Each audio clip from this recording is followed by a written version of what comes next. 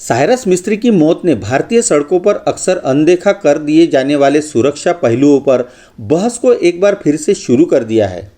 इस बार बहस खास तौर पर पीछे बैठने वाले यात्रियों की सुरक्षा पर अटेंशन दे रहा है। माना जाता है कि मिस्त्री की मौके पर ही मौत के कारणों में से मर्सिडीज जीएलसी की पिछली सीटों पर सीट बेल्ट के बारे में उनकी अज्ञानता थी। इस दुखद घटना ने केंद्र को सीट बेल्ट और सीट बेल्ट वार्निंग सिस्टम पर अपने नियम पर फिर से सोचने पर मजबूर कर दिया है। सड़क परिवहन और राज्य मार्ग मंत्रालय जल्द ही सीट बेल्ट वार्निंग अलार्म को रोकने के लिए सभी मैकेनिज्म पर प्रतिबंध लगा सकता है। मीडिया रिपोर्ट्स के मुताबिक पालघर में सड़क दुर्घटना में साइरस मिस्त्री की मौत के बाद मंत्रालय 4 अहम फैसले लेगा।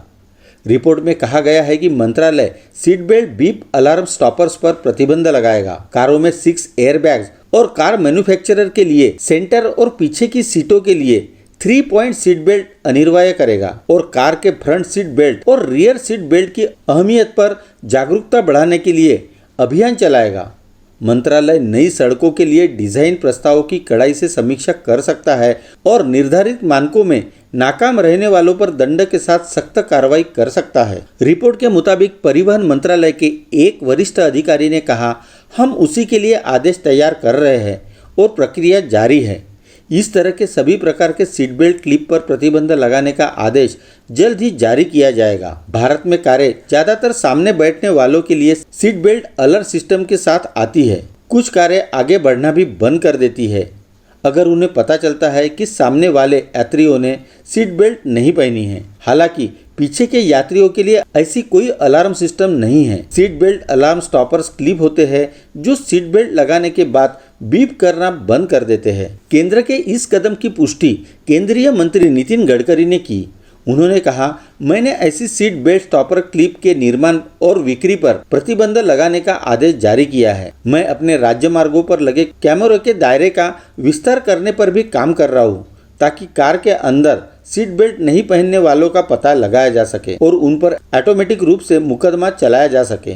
टाटा मोटर्स के पूर्व चेयरमैन के दुखद निधन के मद्देनजर उन्होंने कहा, लोग सोचते हैं कि पीछे बैठने वाले को बेल्ट की जरूरत नहीं है। यह समस्या है। मैं किसी भी दुर्घटना पर कोई टिप्पणी नहीं करना चाहता, लेकिन आगे और पीछे बैठने वाले दोनों को सीट बेल्ट पहनने की जरूरत है। उनके मंत्रालय ने इस साल की शुरुआत में एक कॉन्ट्रैक्ट नोटिफिकेशन जारी कर 1 अक्टूबर से कारों के अंदर 6 एयरबैग्स अनिवार्य करने पर विचार मांगा था, जिन कारों में 8 लोग सवार हो सकते हैं। हालांकि कई कार मैन्युफैक्चरर्स द्वारा इस कदम की व्यवहार्यता पर सवाल उठाए जाने के बाद अभी तक एक भी इनफॉर्मल नोटिफिकेशन जारी नहीं की गई है। फरवरी में गडकरी ने कहा था कि उनका मंत्रालय व्हीकल्स में सामने वाले सभी यात्रियों के लिए 3 पॉइंट सीट बेल्ट अनिवार्य कर देगा। वर्तमान में अधिकांश कारों में पीछे की पिछली सीटों में 3 पॉइंट बेल्ट नहीं होते हैं और अक्सर सेफ्टी क्रैश टेस्ट के दौरान कम स्कोर का कारण होते हैं। चलो जल्द ही मिलते हैं